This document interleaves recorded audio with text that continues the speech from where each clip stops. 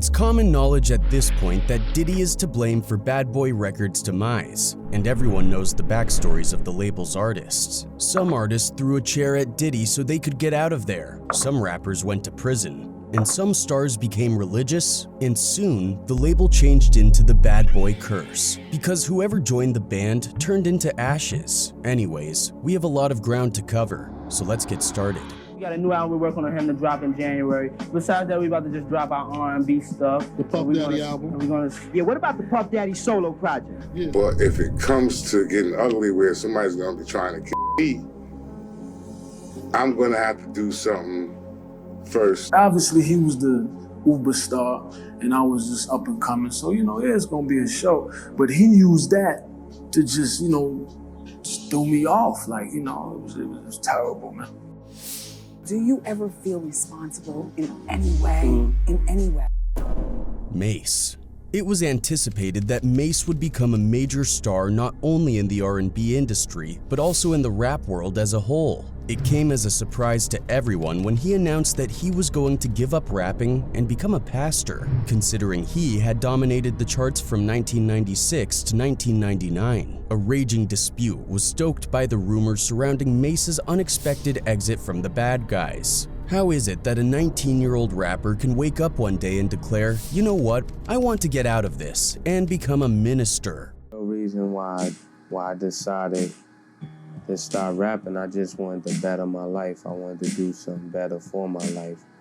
Not all the time, money is the best thing for your life. In 1999, Mase, whose real name is Mason Betha, announced that he was leaving Bad Boy Entertainment and forming Shyne Ministries. The acronym stands for Saving a Nation Endangered. And according to him, after having a profound experience with God, he began to refer to himself as Minister Mase. He also claimed he was leading people, friends, kids, and others down a path to hell, stating that he left to find God in his heart and follow him. If the devil can use him aggressively, then I want you to know God could use me aggressively.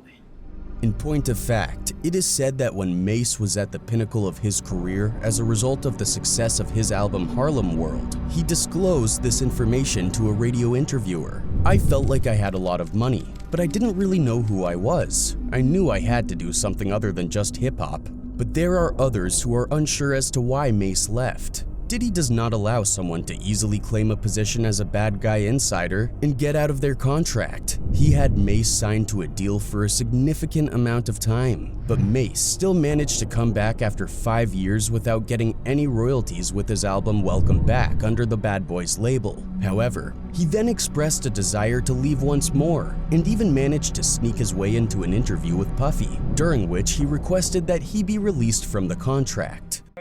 What you ever had something to talk about?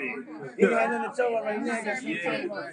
No, this is freedom paper. Then, in 2016, he made his return during a Bad Boy Records tour and immediately began criticizing his ex-boss. After that, he went live on Instagram to explain the circumstances around the incident. When I see the hurt and the pains of other people on Bad Boy, that motivates me to say something so I don't be deemed as a person who just made a bunch of money and turned a blind eye. Things never seemed to settle down between them as again Mase started criticizing Diddy, even though he gave a heartwarming speech at Grammys. Diddy said, "Truth be told, hip-hop has never been respected by the Grammys. Black music has never been respected by the Grammys to the point that it should be." Many musicians related to what Diddy said, but Mase was not one of them. The rapper complained about the unjust treatment he experienced from Bad Boy's label head in an Instagram post that has since been deleted. Your past business practices knowingly has continued purposely starved your artist and been extremely unfair to the very same artist that helped you obtain that Icon Award on the iconic Bad Boy label. Not only this, he even disclosed during an interview that he never got paid even if he was the only one behind all the Bad Boys' hit songs. The beats, you ain't getting the money, you ain't getting the publishing, you ain't getting the respect. And I don't think you're like that. No. His most direct reference to Diddy comes when he mentions the star's latest name change, Brother Love. Since Cain killed Abel, I'm able to kill Cain. Love don't steal. My N-word, change your name. Mase raps. And people started to speculate that this rap was directed toward Diddy's killing Notorious Big for financial gain.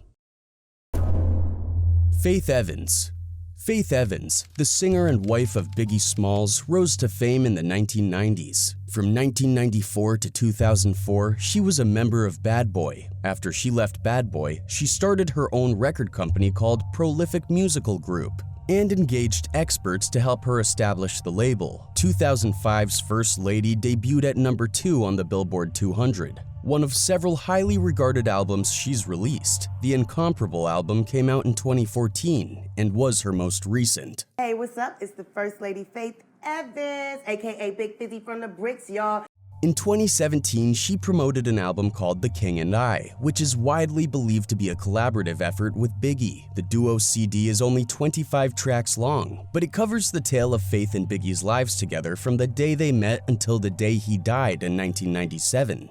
We spent a lot of time, a lot of dollars, just kind of trying to fight, or not even fight for justice, pretty much, and hoping that the authorities would bring someone. But did she have boyfriends after Biggie? She did. She settled down with Rusa, and the couple now have 2 kids. Evans was taken into custody on accusations of drunk driving in August of 2010. Evans and Rusa divorced later that year, in 2011. Her drug possession case was dropped after the couple agreed to enter a 13-week drug treatment program. Music lover Major Relaford was shocked to hear R&B recording artist Faith Evans faces drug charges. She's a positive artist, and I wouldn't know anything like that. And there is always a shady side to every story. According to some fans and resources, it was Diddy who actually controlled Evans and made her involved in drugs. As one of the fans wrote, "Look at how many people has died around Diddy. His ex-wife's death is suspicious too. He has had to do some bad things to get and stay at the level he's at. He has always been whack, but thinking he's something special." And another one commented, "I seriously don't believe Faith Evans had anything to do with Biggie's murder, but I think she has a clue of who did it, and maybe she's being quiet about it for her safety and for her children's safety as well." Fans might have taken a clue from many theories that Diddy has previously been involved in controlling and doing some obscene activities with younger artists. He put them in suits and made them write lyrics for him and took all that publishing and wow, like damn. But when Diddy was being connected to Biggie's death, Faith came forward to take Diddy's side. She said, "What I know is that Puff would never have Big killed, would never be involved in murdering one of his best friends. That's outside of him being his artist. You know what I'm saying?" She went on to say that their connection was one of a kind, in that even she herself had never had such close contact with the New York business and rap magnate as Big had. She came to the conclusion that despite the numerous connections and plausible explanations that led to Diddy being the killer, there is absolutely no way that anyone could even remotely piece the mystery of Big's untimely murder together with that plot. "I know without a doubt that if that's the case, then we would have sued Puff a long time ago if we felt that way," she said. "You don't think they tried to get us to do that? But who can get an escape from suspicions?" Craig Mack.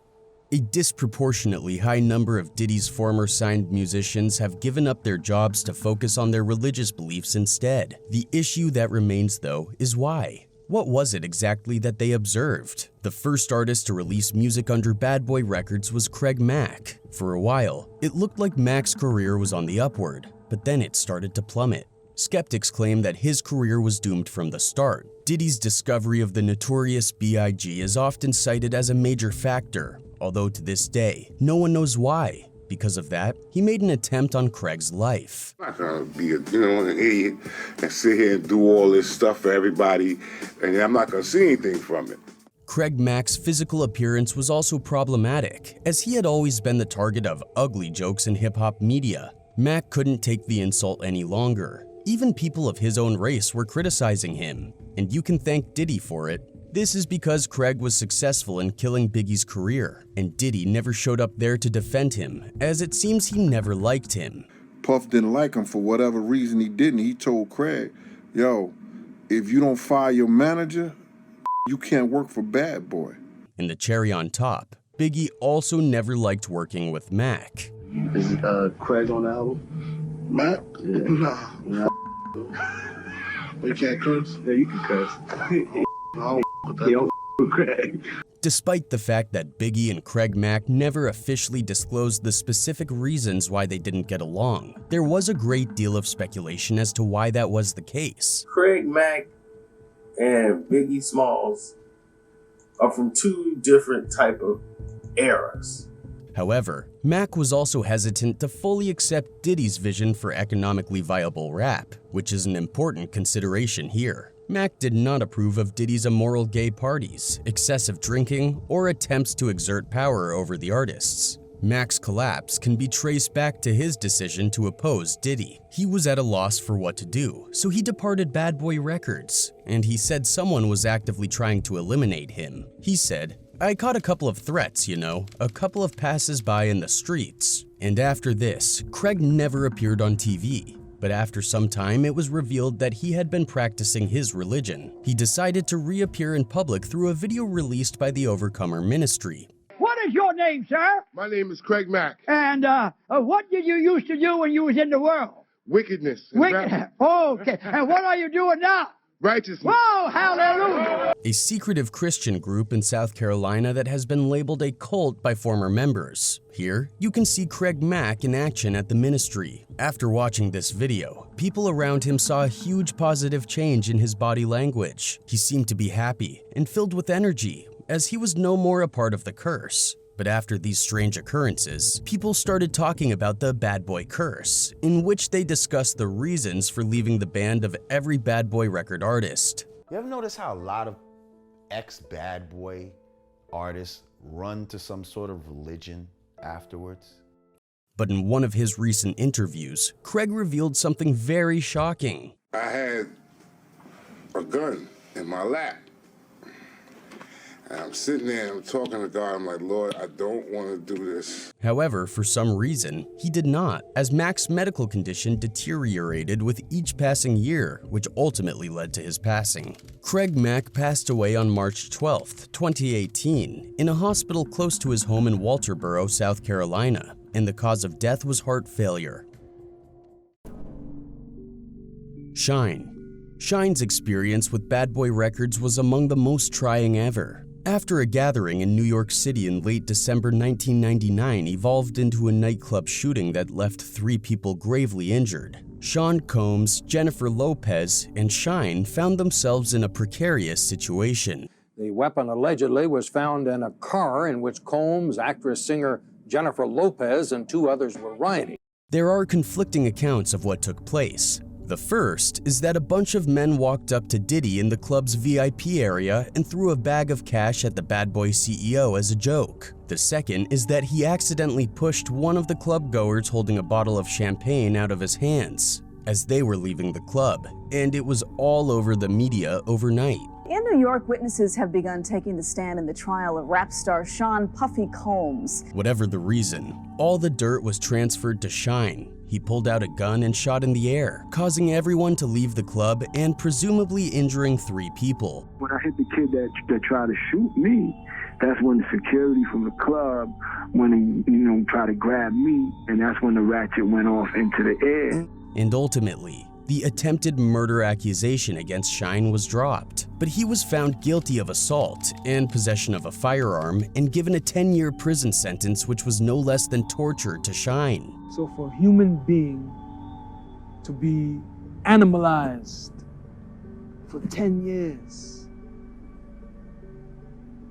there's no quick fix to that.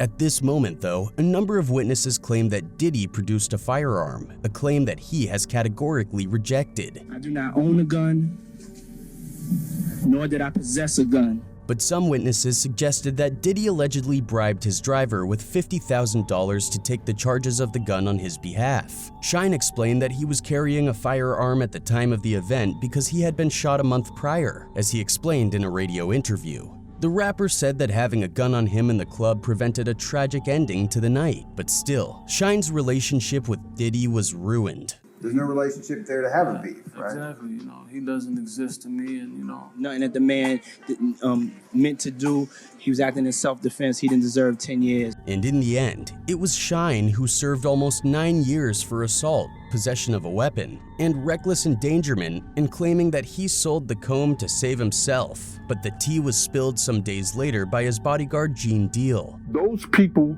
were testifying, they were brought to Puff first, saying that what they saw against Shyne, what they saw Shyne do. Locks. Hip-hop group The Locks had the earliest public feuds with the Bad Boy Entertainment. They were signed by Diddy after Mary J. Blige heard their demo tape and recommended them. After appearing on Diddy's smash hit, It's All About the Benjamins, they shot to stardom. Like, you kind of never know like it's gonna be what song's gonna be extra crazy. So you know, and we spit and it just took place. But you know, I fought it for a minute.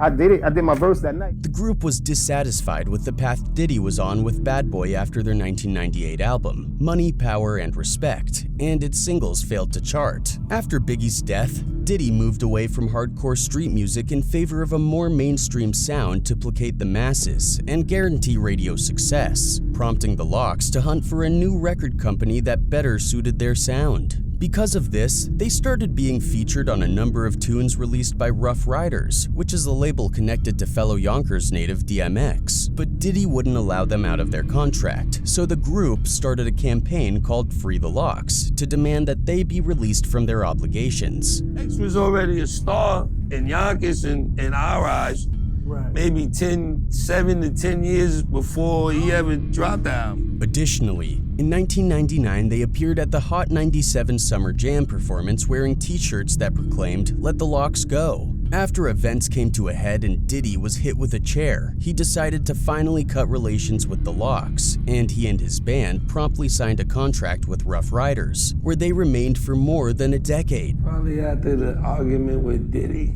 when Styles threw the chair at Puff. Know what I mean? I ain't sure, but that was probably the last. The real conflict began when the Locks asked Diddy to help them become published so they could split their earnings. They said that Diddy owned 50% of the publishing company. According to All Hip Hop, Diddy said that he owned 20% of the Locks and made $400,000 off them. A representative for the band later shot down Diddy's assertion with court documents. According to the band, imagine working for years and years, hard work, and somebody that has nothing to do with that is getting the bulk of it. You'd be totally, utterly frustrated. And you trying to get around it for years, and you call about it with lawyers. But people are too powerful. Eventually, Diddy called the radio show from his Manhattan office to counter the claims. We businessmen. We all mature adults. Say all that right there. I'm at my office. Y'all can sit on this interview with her and talk as long as y'all want to talk about it, or you can take the invitation I gave you before. And Jadakiss were not the ones who could sit back silently. They went off with a stronger reply. They said, "Once we decided to go against Diddy, he had the power to block us from ever putting a song out ever again. We didn't have no leverage, really, besides the street. We had mixtapes. We had people behind us who we thought would be great artists in the future. If we gonna do it, let's do it. But just now, it could go all the way bad." According to OK Player, the Locks were eventually released from their deal with Bad Boy after their management company, Rough Riders, paid Sean Combs $2 million to buy them out of the agreement. Additionally, the royalties from Jadakiss's debut solo project, titled Kiss the Game Goodbye, were given to Combs. The New York City rapper from Yonkers also admitted that Combs wasn't being difficult throughout the buyout negotiations, and that he could have made the situation much worse for himself. They said, "Shout out to Diddy also because he could have played much harder ball than he played." But the public felt something weird during this and came forward to show sympathies to the Locks. One person wrote, "The Locks situation broke my heart. You can hear the pain in their voices. They bought themselves out of the label, but Diddy still profits if they make music. SMH, wow. Thank you for breaking down the timeline. Never knew the full story." Biggie. The tragic event that truly shook Bad Boy's destiny was Biggie's fall and demise. His death was so sudden and unexpected that many believe it marked the beginning of Bad Boy's misfortune. Diddy's former bodyguard even mentioned how Biggie's death extended to losing money from one of his contracts. He might have been cash flow broke, because he had to be out there doing Puff album to get that money. Not only that, he also claimed that Biggie actually hated Diddy. Well, Diddy and Biggie weren't as close as the Bad Boy owner made it seem in public, and Biggie somehow knew that Diddy had used him to benefit financially as he saw how Craig was kicked out. Big used to always clown him. You understand? You know, but Big needed him just as much as he needed Big. Biggie also claimed he wasn't leaving Diddy despite knowing his true face because he wanted to get his publishing rights back from the Bad Boy mogul. Big had to play the game because Big wanted to get his publishing back and his marketing that he had sold out to Puff. Moreover, Gene asserted that the late rapper had positioned Bad Boy to secure a lucrative agreement worth more than $60 million. Gene claimed that while guarding Diddy's briefcase on a flight, he came across Biggie's Bad Boy contract. It detailed huge sums of money earned and increases of $250,000, but Puff was able to keep his publishing royalties. When he inquired about Biggie's new deal, the rapper allegedly boasted about the millions he stood to earn thanks to the arrangement. But at the end of the contract said, "Oh, we're going to discuss about you getting your publishing and your marketing back." And after this, when he was on the tour for the promotion of his second album, he was notoriously killed. Until now, very little is known about his murder. Biggie was attending the party with Diddy, and when they were leaving, they both went in different cars. Diddy was in the front car, and Biggie was behind him. Suddenly, his car stopped, and that's when one of his guards from behind started shooting him. Biggie was shot 4 times. But Gene Deal has stated that the Notorious B.I.G.'s killer did not kill him in a drive-by shooting, but rather waited for him all night. I don't give a if Pac gotta die, Big gotta die, or Suge Knight go to jail. Something's gotta change. According to the FBI report, Wallace was a passenger in a Chevrolet Suburban when a Chevy SS Impala drove up to them at a red light, and the driver opened fire. Wallace had just left a party at the Peterson Automotive Museum, and after him, Diddy also left the party all drunk and wasted. As Diddy was drunk, he couldn't drive the car, and Deal drove the car that night. What is more shocking here is that Deal himself claimed to the FBI that at the time of the incident, his and Diddy's car was behind Biggie's car. That's a setup. They were setting that boy up, man. Do you understand what I'm saying? Not only these few artists, but every artist's story who was related to the Bad Boy records is heart-wrenching and fell victim to Diddy's tricks. Some rappers just disappeared without leaving any trace. Some rappers faced a financial crisis. And some artists even ended up in jail for 10 years just for saying no to the label. And now the Bad Boy Records is said to be cursed. But the power behind all this demise is said to be Diddy. What do you think of him as a person? Did he really turn the fate of the label to be cursed?